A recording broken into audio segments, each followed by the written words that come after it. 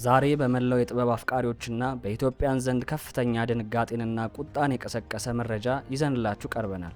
በሀገራችን የጥበብ ሰማይ ላይ ደማቅ አሻራውን ያሳረፈው አንጋፋው ድምፃዊ ቴዎድሮስ ካሳሁን ወይም በብዙዎቻችን ዘንድ ቴዲ አፍሮ በሚል የሚታወቀው አርቲስት ከመቼውም ጊዜ በላይ አደገኛ በሆነ የጥቃት እርምጃ ውስጥ እንደሚገኝ ተሰምቷል።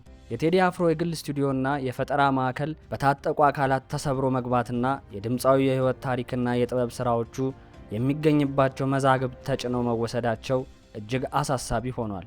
ዛሬ በዚህ የዜና ጥንክራችን ጥቃቱ እንዴት ተፈጸመ፣ ምን ንብረቶች ተወሰዱ እና ይህ ድርጊት በቴዲ አፍሮ ቀጣይ ስራዎች ላይ የሚያሳድረው ተጽዕኖ ምንድነው የሚለውን በዝርዝር እንመለከታለን። እስከ ቪዲዮ ፍጻሜ አብራችሁን ቆዩ። ለዚህ ቻናል አዲስ ከሆናችሁ ሰብስክራይብ በማድረግ ጀምሩ። እንደ ዛሀበሻና ሌሎች ምንጮች ዘገባ ከሆነ ይህ አስደንጋጭ ክስተት የተፈጸመው ትናንት ምሽት 3 ሰዓት አካባቢ ነው። በሰሚት አካባቢ በሚገኘው የቴዲ አፍሮ የግል ስቱዲዮና ቢሮ ላይ የፌዴራል ፖሊስ የደንብ ልብስ የለበሱና የታጠቁ ሰዎች በፖሊስ ተሽከርካሪ መጥተው በኃይል ጥሰው መግባታቸው ተረጋግጧል። የዓይን እማኞች እንደሚገልጹት ታጣቂዎቹ ወደ ግቢው ለመግባት የፍርድ ቤት የብርበራ ትዕዛዝም ሆነ ምንም አይነት ህጋዊ ማዘዣ አልነበራቸውም። ይልቁንም ህጉን ወደ ጎን በመተው በህንፃው ጥበቃ ወይም ዘበኛ ላይ ከፍተኛ ድብደባ ፈጽመዋል። በንጹህ ዜጋ ላይ የተፈጸመው ይህ ድብደባና የጥበብ ማዕከልም በኃይል የመስበር እርምጃ በሀገሪቱ የፍትህ ስርዓት ላይ ትልቅ ጥያቄ የሚያስነሳ ሆኗል። በዚህ ወረራ ወቅት ታጣቂዎቹ ከስቱዲዮው ውስጥ 2 ዘመናዊ ላፕቶፖችን፣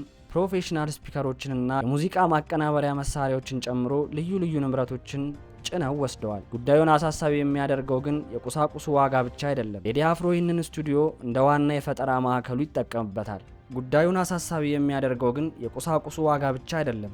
ቴዲ አፍሮ ይህንን ስቱዲዮ እንደ ዋና የፈጠራ ማዕከሉ ይጠቀምበታል። በእነዚህ ላፕቶፖች ውስጥ ለህዝብ ጆሮ ያልደረሱ በርካታ አዳዲስ የሙዚቃ ስራዎች፣ ገና ያልተቀነባበሩ ግጥሞችና እጅግ ሚስጥራዊ የሆኑ የጥበብ ማህደሮች እንደሚገኙ ተገልጿል። የዘርፉ ተንታኞች እንደሚሉት ይህ ድርጊት ተራይ ንብረት ዝርፊያ ሳይሆን የድምፃዊውን አእምሯዊ ንብረት ወይም ኢንተሌክቹዋል ፕሮፐርቲ ለመስረቅና የፈጠራ ስራዎቹን ለማሰናከል የታለመ ስልታዊ ጥቃት ነው። ይህ ስቱዲዮን የመስበር እርምጃ ብቻውን የመጣ አይደለም። ከጥቂት ቀናት በፊት የቴዲ አፍሮ የቅርብ ጓደኛና ምክትል ማናጀር የሆኑት አቶ የሱፍ ያሲን ያለምንም ክስ በፖሊስ ቁጥጥር ስር መዋላቸው ይታወሳል። በተጨማሪም ፖሊስ ነን ያሉ አካላት ከስራ ሰዓት ውጪ በሌሊት ወደ ቴዲ አፍሮ መኖሪያ ቤት ለመግባት ሞክረው በድምፃዊ ጥንካሬ ሳይሳካላቸው መመለሱ ይታወሳል። እነዚህ ተደራራቢ ክስተቶች የሚያሳዩት በአርቲስቱ ላይ ሆን ተብሎ የተቀነባበረ የስነ ልቦና ጫና ለመፍጠር እየተሞከረ መሆኑን ነው። በተለይም በቅርቡ የወጣው ዳስጣል የተሰኘው ዘፈን በማህበራዊ ሚዲያ ላይ ትልቅ መነጋገሪያ በሆነበት ወቅት ይህ መከሰቱ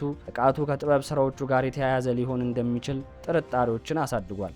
መረጃው ከወጣበት ሰዓት ጀምሮ የቴዲ አፍሮ አድናቂዎችና የጥበብ ባለሙያዎች በማህበራዊ ሚዲያ ላይ ቁጣቸውን እየገለጹ ይገኛሉ። ቴዲ አፍሮ የኢትዮጵያ ምልክት ነው፣ ጥበብን በኃይል ማሰር አይቻልም በሚል መሪ ቃል በርካቶች ድጋፋቸውን እየገለጹ ነው። መንግስትና የሚመለከታቸው የፖሊስ ኃላፊዎች በህግ ስም ስለተፈጸመው የኃይል እርምጃና ስለተወሰዱት ንብረቶች በአስቸኳይ ማብራሪያ እንዲሰጡ ጥያቄዎች እየጎረፉ ነው። ዜጎች በገዛ ሀገራቸው በሰላም ሰርተው የመኖርና የፈጠራ ውጤቶቻቸውን የመጠበቅ መብታቸው ሊከበር እንደሚገባ እየተነገረ ይገኛል። የጥበብ ባለሙያው ቴዲ አፍሮ ላይ እየተፈጸመ ያለው ይህ ወከባ ወዴት ያመራል? የተወሰዱት የአእምሮ ንብረቶቹስ ይመለሱ ይሆን የሚለው በሂደት የሚታይ ይሆናል። እኛም ይህንን ጉዳይ በቅርበት እየተከታተልን አዳዲስ መረጃዎች ሲኖሩ የምናደርሳችሁ ይሆናል። ቪዲዮን ላይክ በማድረግ ለሌሎች ማጋራትን አይርሱ። ለዚህ ቻናል አዲስ ከሆናችሁ ሰብስክራይብ አድርጉ።